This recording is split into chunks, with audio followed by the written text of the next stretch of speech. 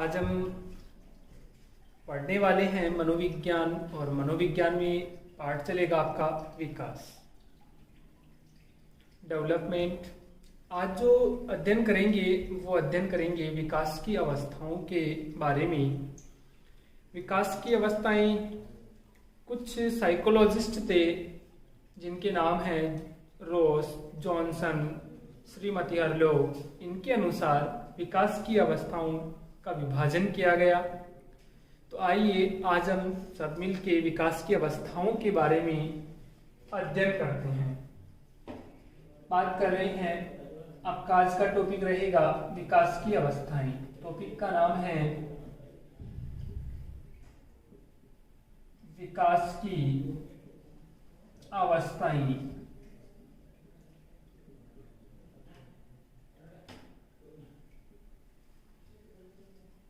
इस विकास की अवस्थाओं में तीन साइकोलॉजिस्ट प्रमुख माने जाते हैं और यहाँ से आप लोगों का प्रश्न भी आया था अभी फर्स्ट ग्रेड में। इकोनॉमिक्स का जो एग्जाम था फर्स्ट उसमें आया था। सबसे पहले यहाँ पढ़ते हैं जॉन्स, उसके बाद रोस और यहाँ हार्लो।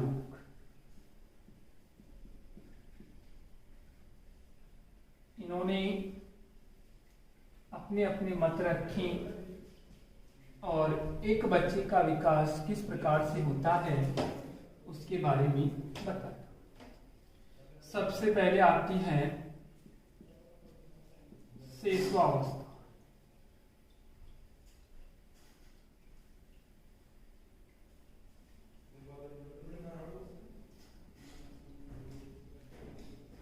शिशुअवस्था की बात की जाए तो इन्होंने एक टाइम रखा 0 से 5/6 वर्ष। नंबर 2 पे बात करते हैं, इन्होंने रखा बाल्यावस्था।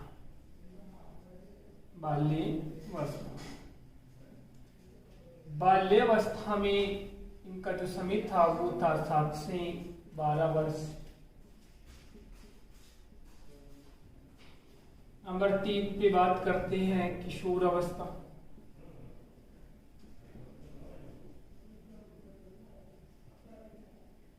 किशोर अवस्था का समय रखा गया था 13 से 18 वर्ष। और नंबर 4 पे था प्रौढ़ अवस्था।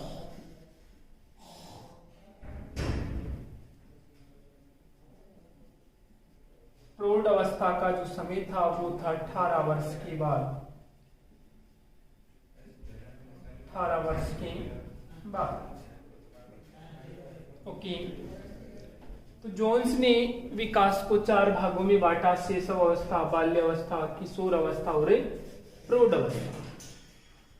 इसके बाद हम बात करेंगे रोस के अनुसार कि रोस के अनुसार विकास को कितनी अवस्थाओं में बांटा गया। तो सबसे पहले हम यहाँ पे बात करेंगे शैशव अवस्था की।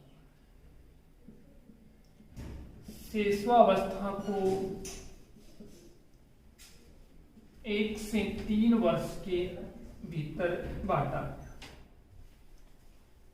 अब जो रोस थी, इन्होंने जॉनसन की जो बाल्यावस्था थी इसको 2 भागों में बांट दिया और कुछ भी नहीं किया। तो आप लोग आसानी से याद कर सकते हैं कि जो जॉनसन थे ये रोस नाम के साइकोलॉजिस्ट, जिनको थोड़ा सा बोलते हैं मारवाड़ी में बोले रोस आ गयो, तो गुस्सो जरासी आयो तो बालक ने 2 अवस्था में बांट दिया।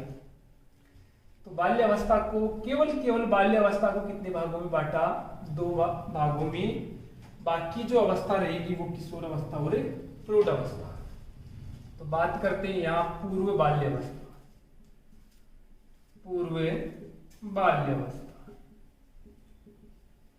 और इसी बाल्यावस्था को नंबर 2 पे बांट दिया गया उत्तर बाल्यावस्था।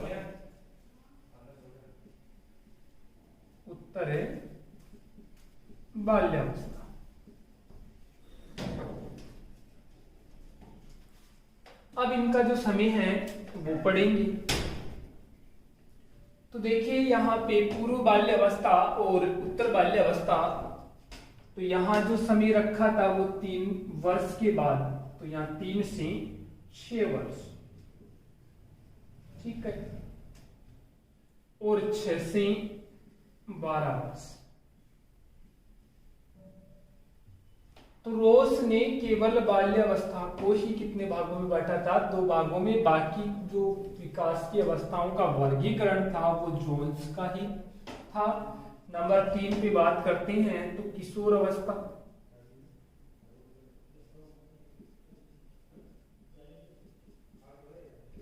किशोर अवस्था, ठीक है। और नंबर 4 पे कौन सी आ जाएगी आपकी? प्रौढ़ अवस्था। यही था, यस। तो देखिए हम बात करते हैं यहां पे, यहां आपका टाइम था 12 वर्ष के बाद, यानी 13 से, वही तो 12 से 18। हो सकता है यहां आपको 13 भी मिल जाए, यहां आपको 7 भी मिल जाए, ओके। और यहां 18 वर्ष की, 18 वर्ष की बात।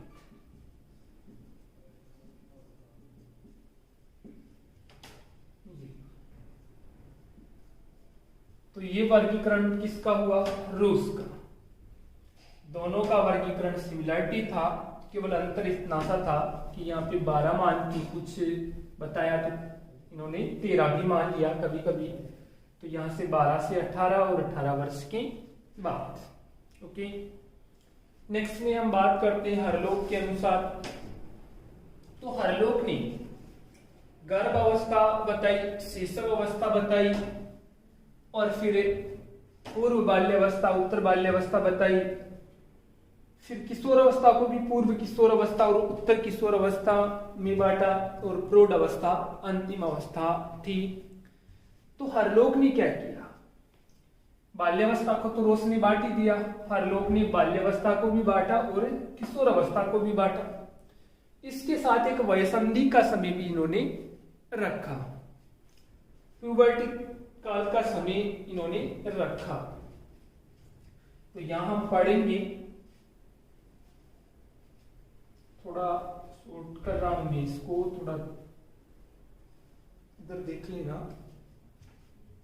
3 या 3 से 6 या 6 से 12, यहाँ 13, 18 और 18 की बात, ओके। अब हरलोक के अनुसार पहली अवस्था थी गर्भ अवस्था, ठीक है। तो हरलोक ने इसको निम्न भागों में बांट दिया। फर्स्ट था गर्भावस्था। गर्भावस्था थी वो गर्भ से लेकर जन्म तक थी, ठीक है। फिर इन्होंने विभाजन किया शैशव अवस्था। शैशव अवस्था स्टार्ट होता है जन्म के बाद, यानी जन्म से लेकर 2 सप्ताह तक, ठीक है। फिर इन्होंने बांट दिया बाल्यावस्था, ठीक है। तो बाल्यावस्था से पहले एक छोटा सा भाग रखा, वो था बचपन अवस्था, ठीक है।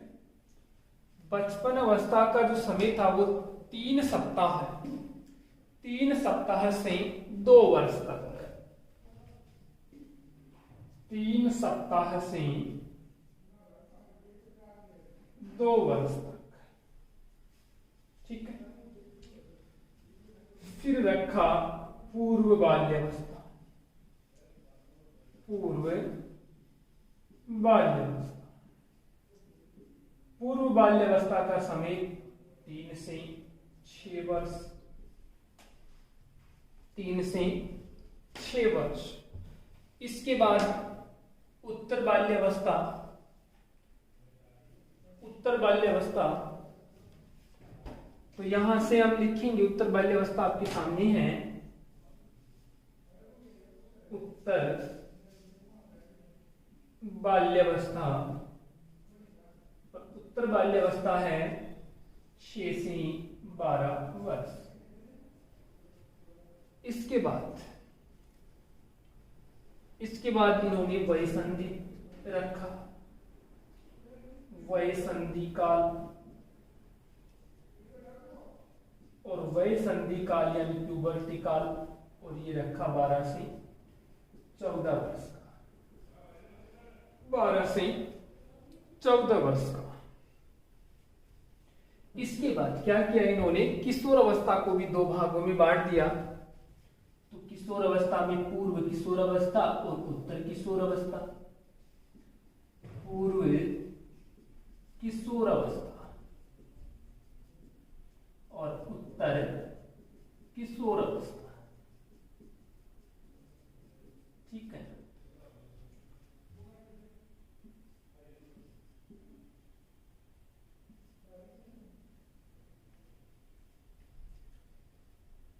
यहां लिखते हैं 12 के बाद यानी 13 से 17 और 18 से 21, और लास्ट वाली जो अवस्था थी प्रौढ़ अवस्था, ये प्रौढ़ अवस्था 21 के बाद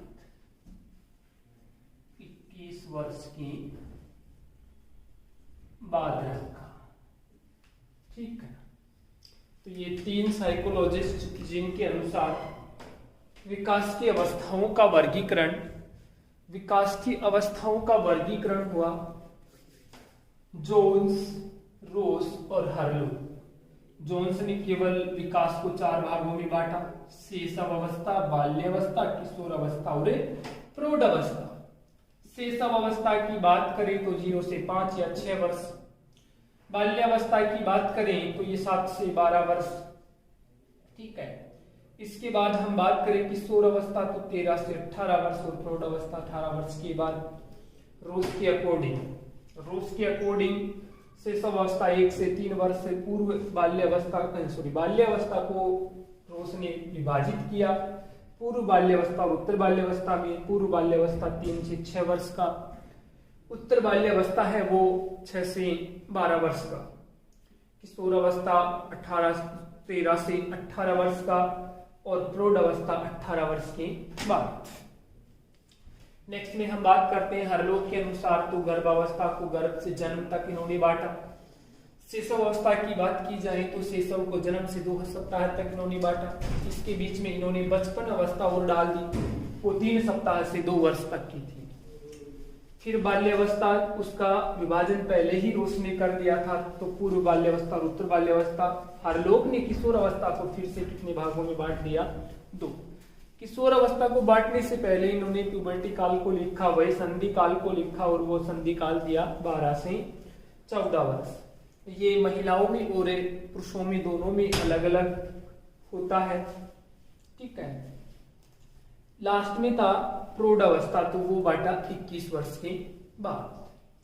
अब हम बात करेंगे ये जो अवस्थाएं होती है इनके मुख्य बिंदु क्या है और विकास पे क्या इफेक्ट होता है।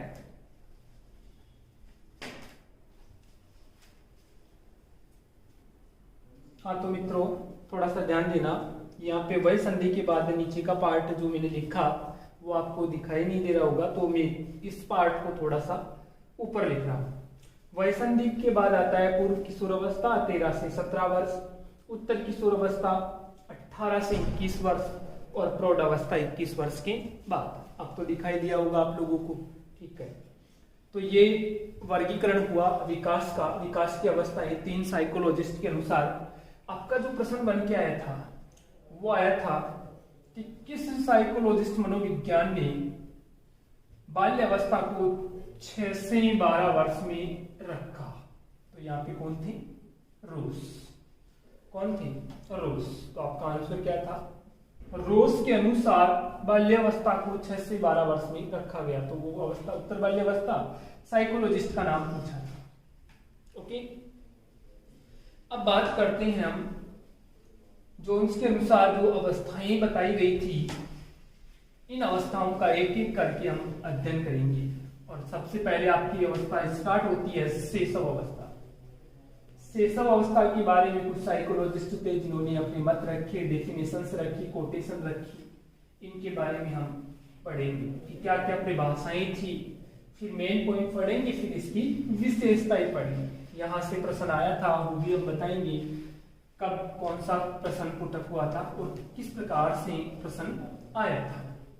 ठीक है, तो यहाँ पे सबसे पहले बात हो रही है, अध्ययन किया जा रहा है, तो करेंगे शैशव अवस्था के बारे में। शैशव अवस्था टाइम समय 0 से 5 वर्ष भी मानते और 6 वर्ष भी मानते हैं। ठीक है, सबसे पहले यहाँ पे कथन के बारे में बात करेंगे कि कौन कौन से साइकोलॉजिस्ट थे जिन्होंने अपने विचार रखी, अपने मत रखी। तो सबसे पहले हम बात करेंगे सिगमंड फ्राइड के अनुसार। सिगमंड फ्राइड ने शैशव अवस्था के बारे में क्या बताया था? तो सिगमंड फ्राइड ने शैशव अवस्था को भावी जीवन की आधारशिला के बारे में बताया था कि शैशव अवस्था होती है वो एक बालक के विकास की, जिस प्रकार मकान में नींव रखी जाती है उसी प्रकार शैशव अवस्था में बालक होता है वो अपनी नींव रखता है। तो भावी जीवन की नींव रखता है, ये किसने कहा? Sigmund Freud. ठीक है, इसके बाद हम बात करेंगे, तो सबसे पहले हम यहाँ पे लिखते हैं सिगमंड फ्राइड। सिगमंड फ्राइड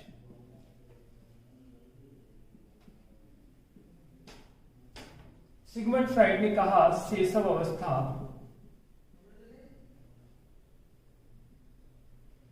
भावी जीवन की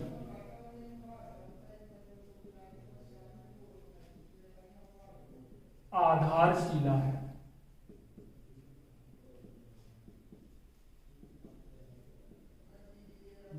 तो आप लोगों को केवल इतना सा वर्ड याद रखना है, भावी जीवन यानी इंपोर्टेंट महत्वपूर्ण जीवन की आधारशिला किसने कहा? सिगमंड फ्राइड ने कहा। नंबर 2 कोटेशन की बात की जाए तो वेलेंटाइन ने कोटेशन क्या रखी थी? वेलेंटाइन ने कहा था कि एक बालक का जो शैशव अवस्था का समय होता है वो सीखने का आदर्श काल होता है। सीखने का आदर्श काल होता है। तो वेलेंटाइन ने कोटेशन दे रखा सीखने का आदर्श काल। सीखने का आदर्श काल। सीखने का आदर्श काल किसने कहा? वेलेंटाइन ने कहा। कौन सी अवस्था के बारे में कहा? शैशव अवस्था के बारे में कहा। ठीक है, इसके बाद वॉटसन ने कहा कि सीखने की सीमा और तीव्र विकास की किसी भी अवस्था में बहुत अधिक यदि विकास होता है तो वो शैशव अवस्था में। तो यहाँ नंबर 3 पे बात करेंगे हम वॉटसन के अनुसार। वॉटसन ने कहा कि शैशव अवस्था में किसी बालक का यदि विकास हो रहा है तो वो अन्य सभी अवस्थाओं से तीव्र गति से होता है। तो नंबर 3 पे बात करते हैं वॉटसन के अनुसार। वॉटसन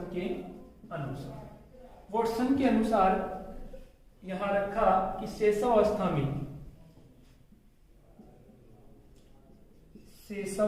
में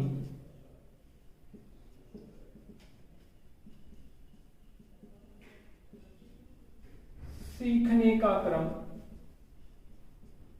तीव्र है व विकास की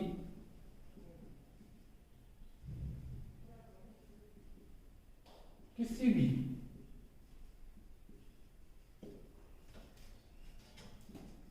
सीमा में सर्वाधिक होता है।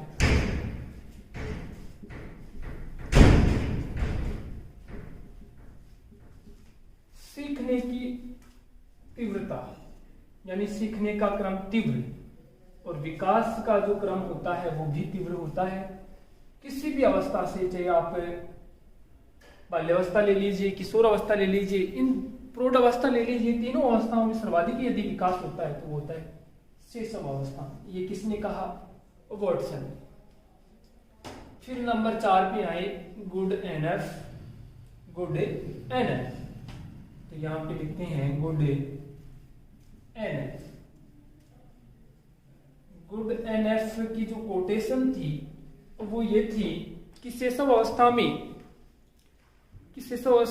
जो शुरू के 3 वर्ष होते हैं, उन 3 वर्षों में जितना भी एक बालक का विकास होना है प्रौढ़ अवस्था तक, उसका आधा विकास केवल 3 वर्षों में ही हो जाता है।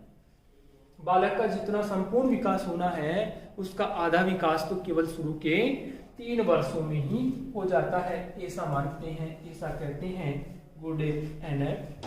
गुड एनएफ, तो यहां पे परिभाषा हो गई, जितना भी व्यक्ति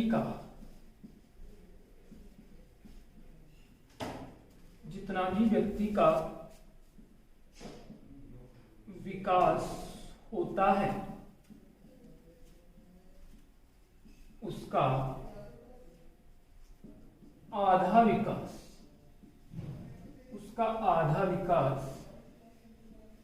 शुरू के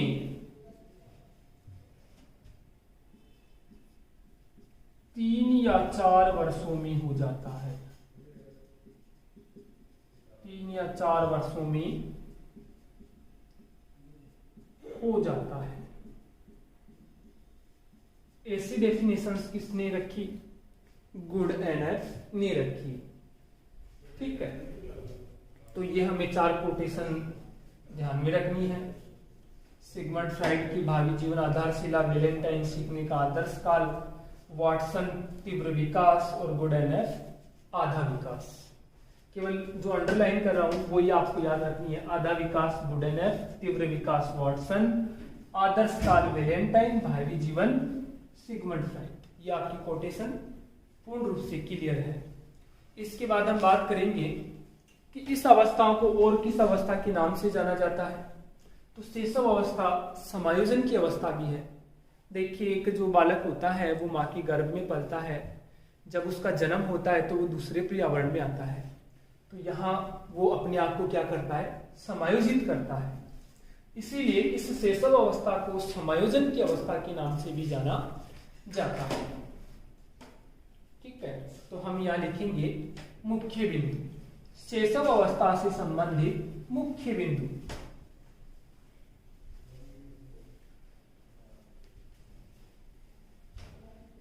थोड़ा सा भी मिटा लेता हूं।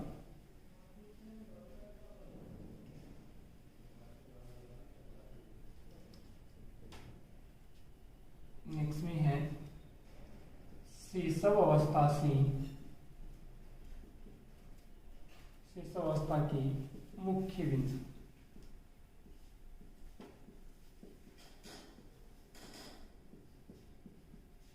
ठीक है, सबसे पहले नंबर 1 समायोजन की अवस्था।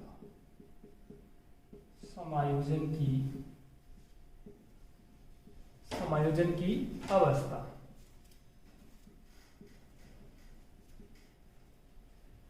नंबर 2 सीखने का आदर्श काल।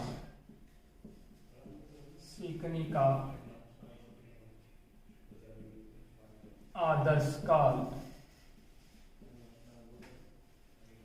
नंबर 3 प्रिय लगने वाली अवस्था। प्रिय लगने वाली अवस्था। देखिए, इसका भी रीजन है। बालक प्रिय लगता है, क्यों लगता है? जब बालक जन्म लेता है तो उसके इस शरीर में, देह में एक ग्रंथि होती है जिसका नाम है थाइमस। ये थाइमस ग्रंथि जन्म से 10 वर्षों तक रहती है, और जन्म से 10 वर्ष तक का बालक होता है वो सभी को अच्छा लगता है। तो उस थाइमस ग्रंथि के कारण ही ये लगता है, इसलिए प्रिय लगने वाली अवस्था कौन सी? शैशव अवस्था। ठीक है। खतरनाक अवस्था। खतरनाक अवस्था। खतरनाक अवस्था कैसे होती है? शिशु के जो नटखट बिंदु होते हैं उन बिंदुओं को हम समझ नहीं पाते, इसलिए ये कौन सी अवस्था? खतरनाक।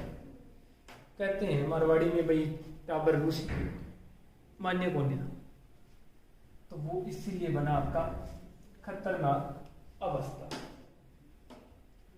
इससे भी इंपॉर्टेंट जो बात है वो है कि शिशु को घड़ने वाली अवस्था भी कहा जाता है। तो यहां पे हम लिखेंगे घड़ने वाली अवस्था।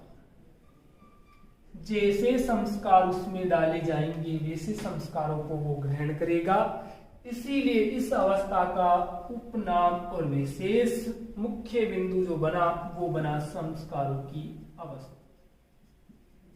संस्कारों की अवस्था वो कौन सी अवस्था? शेष अवस्था। तर्क वितर्क शिशु कर नहीं पाता, तर्क वितर्क शिशु कर नहीं पाता, इसीलिए इस अवस्था को बोलते हैं अतार्किक चिंतन की अवस्था। नंबर 7 पे लिखे तो हम क्या लिखेंगे? अतार्किक चिंतन की अवस्था। अतार्किक चिंतन की अवस्था।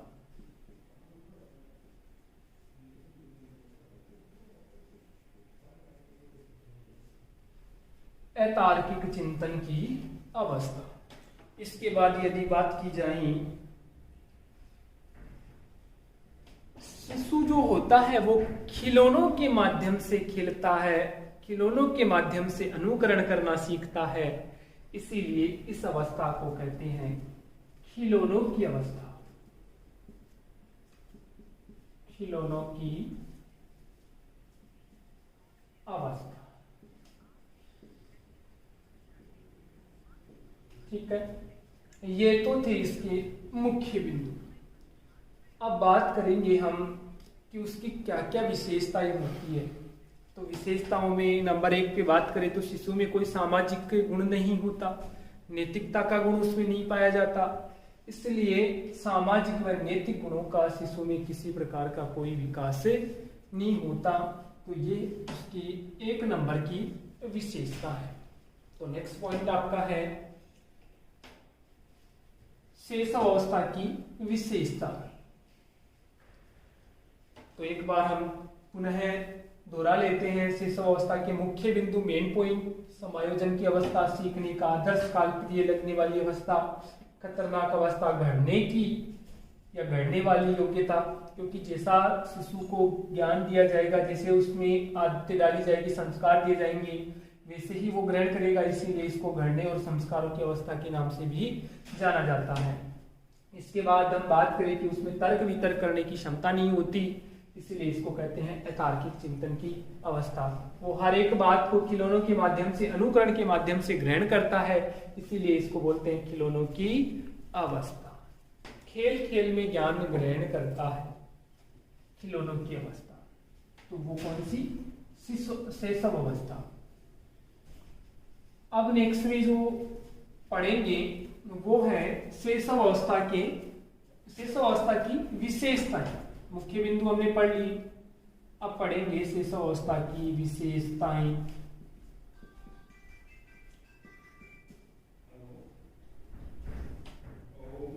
देखिए, जानने की इच्छा जरूर रखता है शिशु जो होता है, हर एक बात को ऐसा क्यों आया, किस लिए आया, तो उसमें जिज्ञासु प्रवृत्ति होती है। जिज्ञासु प्रवृत्ति होती है ये शैशव अवस्था में। और ये जो मत रखा गया था, ये मत था, एक प्रश्न यहीं से बन जाता है कि प्रबल जिज्ञासु अवस्था, तो प्रबल तो चली जाती है बाल्यावस्था में, और केवल जानने की इच्छा रखता है वो होता है शैशव अवस्था में। तो नंबर 1 विशेषता जिज्ञासु अवस्था। जिज्ञासु अवस्था, जानने की। और यदि इस जिज्ञासु में एक शब्द में यहां नोट करके लिखवा रहा हूं आपको, ऐड कर दिया जाए प्रबल जिज्ञासु अवस्था। प्रबल जिज्ञासु अवस्था, तो प्रबल जिज्ञासु अवस्था होती है वो होती है आपकी बाल्य अवस्था। बाल्य अवस्था, प्रबल जिज्ञासु अवस्था, बाल्य अवस्था। ठीक है, ये नोट इसलिए कि एक तो है केवल जिज्ञासु, केवल जिज्ञासु, और एक है प्रबल जिज्ञासु। तो प्रबल तो आ जाए तो बाल्यावस्था करना है, और केवल जिज्ञासु आ जाए तो शेष अवस्था करना है। ठीक है, इसके बाद हम जो पढ़ रहे हैं शारीरिक व मानसिक विकास तीव्र गति से। शारीरिक व मानसिक विकास तीव्र गति से। मानसिक विकास तीव्र गति से। शारीरिक विकास भी तीव्र गति से होता है, मानसिक विकास भी तीव्र गति से होता है। वो कौन सी अवस्था है आपकी? शेषव अवस्था। इसके बाद हम बात करें कि अनुकरण के द्वारा सीखने की अवस्था, तो वो भी आपकी कौन सी? शेषव अवस्था। दोहराने की प्रवृत्ति हर बात को दोहराता है, एक या दो बार। तो यहां हम बात करते हैं शेषव अवस्था, अनुकरण के द्वारा सीखने की अवस्था। अनुकरण द्वारा सीखने की अवस्था, और इसी अनुकरण के कारण उस क्रिया को वो बार बार दोहराता है, तो दोहराने की अवस्था। दोहराने की अवस्था, वो कौन सी अवस्था? वो है शेषव अवस्था। वो कौन सी अवस्था? शेषव अवस्था। अब इसके बाद हम बात करें मूल प्रवृत्तियों की जो अवस्था होती है, वो भी कौन सी अवस्था होती है? शेषव अवस्था। मूल प्रवृत्त्यात्मक अवस्था या मूल प्रवृत्तीय अवस्था, वो कौन सी अवस्था? शेषव अवस्था। इसके बाद सामाजिक व नैतिकता का अभाव। सामाजिक व नैतिकता का अभाव, ये भी कौन सी अवस्था में? शेषव अवस्था में, क्योंकि ना तो उसमें सामाजिक गुणों का विकास होता, ना नीतियों के बारे में जानता, इसलिए उसमें सामाजिक और नैतिकता का क्या होता है? अभाव होता है। ठीक है, इसके बाद यदि बात करें, ठीक है, शेषव अवस्था को सिगमंड फ्राइड ने कहा था काम की अवस्था। केवल सिगमंड फ्राइड ने, बाकी जो काम की अवस्था होती है वो होती है किशोर अवस्था। इसमें जन्नेंद्रियों का प्रयोग होता है और संतान उत्पत्ति होती है। तो केवल सिगमंड फ्राइड के अनुसार यहाँ पे हम पढ़ेंगे, केवल किसके? सिगमंड फ्राइड के अनुसार यदि काम की अवस्था, तो वो शेषव अवस्था। सिगमंड फ्राइड के अनुसार काम की अवस्था, कामुकता की अवस्था, वो है शेषव अवस्था। ठीक है, ये केवल सिगमंड फ्राइड के अनुसार। आत्म केंद्रित तो हम स्वार्थी बोलेंगे यहाँ पे, स्वार्थी अवस्था। स्वार्थी अवस्था, एक बालक को छोटी सी कोई भी वस्तु दे दो, जैसे टॉफी है, उसको फिर उससे पुनः वापस मांगते हैं तो वो नहीं देता, इसलिए वो क्या है? स्वार्थी अवस्था। इसके बाद हम बात करें अपनी संवेदनाओं के साथ सीखता है। अपनी संवेदनाओं के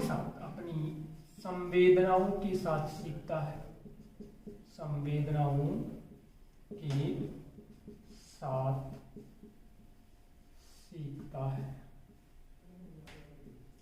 और इंपोर्टेंट लाइन, आज की लास्ट लाइन, और वो लाइन है इंपोर्टेंट लाइन।